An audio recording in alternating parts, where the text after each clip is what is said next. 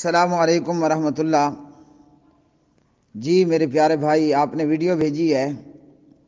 یہ شخص علامہ ہشام الہی ظہیر صاحب حافظہ اللہ تعالیٰ کے حوالے سے ایک تو پراپیگنڈا کر رہا ہے کہ ہشام الہی ظہیر نے نبی علیہ الصلوۃ والسلام پر جھوٹ بولا، دوسرا ہند بنت عتبہ کے سیدہ ہونے سے انکاری ہے اور ان کے فضائل و مناقب سے بھی انکاری ہے۔ افسوس کے ساتھ کہنا پڑتا ہے ایسے لوگ پرلے درجے کے جاہل اور احمق ہیں۔ جس جاہل کو یہ نہیں معلوم کہ لفظ نسائی ہے یا نسائی ہے، وہ چلا ہے دین کی تعبیر کرنے۔ میرے بھائی، جہاں تک معاملہ ہے حدیث کا 3825 یا دیگر مقامات پر، ہند بنت عتبہ، سیدہ ہند بنت عتبہ رضی اللہ تعالی عنہ نبی علیہ السلام کے پاس آئیں اور آ کر بتایا کہ اب آپ اور آپ کا گھرانہ، روئے زمین پر کوئی ایسا گھرانہ نہیں جو مجھے آپ کے گھرانے سے زیادہ محبوب ہو۔ اس پر نبی علیہ الصلوۃ والسلام نے فرمایا وَأَيْضًا وَالَّذِي نَفْسِي بِيَدِهِ، اس ذات کی قسم جس کے ہاتھ میں میری جان ہے، یہ محبت اور بھی زیادہ ہوگی۔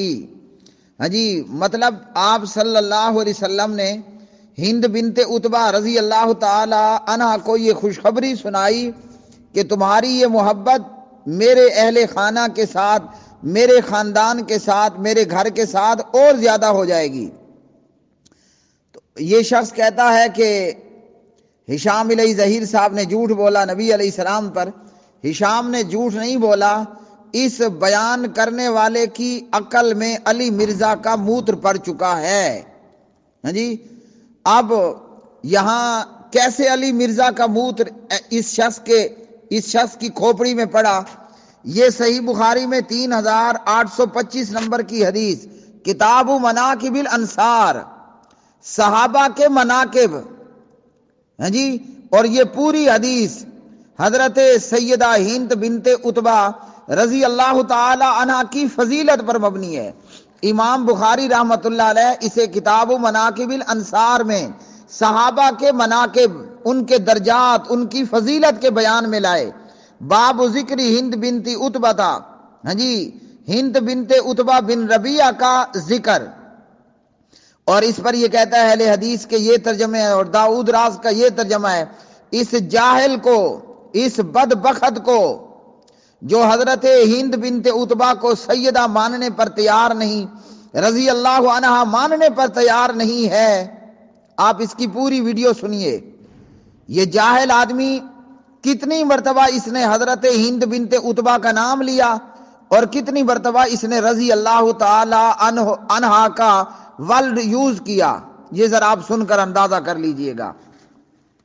اصل چیز یہ ہے کہ پیغمبر کے سسر ابو سفیان سے اور ان کے خاندان سے دشمنی، پیغمبر کے سسر عمر ابن خطاب سے دشمنی، پیغمبر کے سسر صدیق اکبر سے دشمنی، پیغمبر کی زوجہ سیدہ عائشہ سے دشمنی، سیدہ حفصہ سے دشمنی اور سیدہ ام حبیبہ سے دشمنی، رضوان اللہ تعالی علیہم اجمعین۔ تو میرے بھائیوں، یہ بخاری کتاب و مناقب الانصار ہے، انصار صحابہ کے مناقب کا بیان، اور اس میں ذکر ہے ہند بنت عتبہ بن ربیعہ کا رضی اللہ تعالی عنہ۔ تو اہل حدیث نے اس باب کا ترجمہ کیا کیا؟ ہند بنت عتبہ بن ربیعہ کا ذکر خیر، مگر اس دجال کو یہ ترجمہ نظر نہیں آئے گا، ہاں جی۔ اور پھر اس حدیث کے اندر کیسی فضیلت ہے حضرت ہند بنت عتبہ کی رضی اللہ تعالی عنہ، وہ آ کر کہتی ہیں کہ اللہ کے رسول، روئے زمین پر کسی خاندان کی ذلت مجھے آپ کے گھرانے کی ذلت سے زیادہ محبوب نہ تھی، اور اب حال یہ ہے کہ روئے زمین پر کوئی ایسا گھرانہ نہیں جو مجھے آپ کے گھرانے سے زیادہ محبوب ہو۔ اب اللہ کے رسول صلی اللہ علیہ وسلم نے ہند بنت عتبہ کی اس محبت کو کیسے تائید کی؟ فرمایا وَأَيْضًا وَالَّذِي نَفْسِي بِيَدِهِ، ہاں جی یہ محبت اور زیادہ ہوگی۔ تو پیارے نبی علیہ السلام نے اس پر کہا اس ذات کی قسم کہ جس کے ہاتھ میں میری جان ہے، جس کے ہاتھ میں کیا ہے؟ جس کے ہاتھ میں میری جان ہے، اس ذات کی قسم یہ محبت اور زیادہ ہوگی۔ تو اللہ کے پاک نبی علیہ السلام نے ہند بنت عتبہ، سیدہ ہند بنت عتبہ رضی اللہ تعالی عنہا کی اس محبت کا خیر مقدم کیا۔ حالانکہ اگر وہ دشمن ہوتی اسلام کی تو اللہ کے رسول کہہ دیتے بس چپ، تمہاری محبت کی کوئی ضرورت نہیں، مگر آپ نے اس کی محبت کا خیر مقدم کیا اور کہا کہ یہ محبت اور زیادہ ہوگی، یہ محبت کیا ہوگی؟ یہ اور زیادہ ہوگی۔ علی مرزا ایک بہت بڑا فتنہ ہے اور ایک دجال ہے، ایک کذاب ہے۔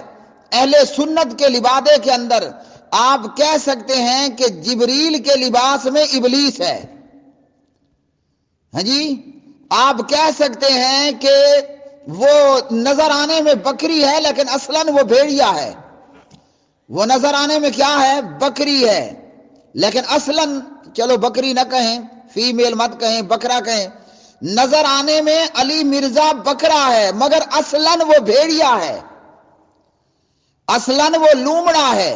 لومڑی میں نہیں کہتا کہ مؤنث نہیں ہے، مذکر ہے، اصلاً وہ لومڑا ہے، وہ بھیڑیا ہے، نظر آپ کو آئے گا بکرا ہے۔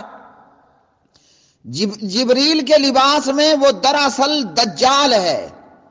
اور یہ بدبختی ان ظالموں، ان جاہلوں کی، یہ خبیث ایک تو پرلے درجے کے جاہل، پھر اس اندھے اور نامراد کو بخاری میں یہ حدیث کتاب و مناقب الانصار اتنا موٹا موٹا اوپر لکھا ہے، وہ نظر نہیں آیا، اسے یہ نظر نہیں آیا کہ اہل حدیث نے ترجمہ کیا، ہاں جی باب ذکری ہند بنت عتبہ بن ربیعہ رضی اللہ تعالی عنہا، ہند بنت عتبہ بن ربیعہ کا ذکر خیر، اور یہ حدیث تو چیخ چیخ کر، یہ حدیث تو چیخ چیخ کر سیدہ ہند بنت عتبہ رضی اللہ تعالی عنہا کی منقبت بیان کر رہی ہے کہ حضور ہند بنت عتبہ بن ربیعہ کو کہہ رہے ہیں یہ محبت اور زیادہ ہوگی۔ تو جناب نبی کریم علیہ السلام نے سیدہ کی اس محبت کا خیر مقدم کیا، ویلکم کیا۔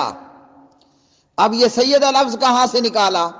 جی حضرات صحابہ ہوں یا صحابیات ہوں، ہاں جی تو سیدہ اور سیدنا، وہ میل ہے تو ہمارے سردار ہیں، وہ اگر فیمیل ہے تو وہ سیدہ ہے۔ تو سیدہ اور سیدنا ادب کے لیے استعمال ہوتا ہے، جیسے حضرت ادب کے لیے استعمال ہوتا ہے۔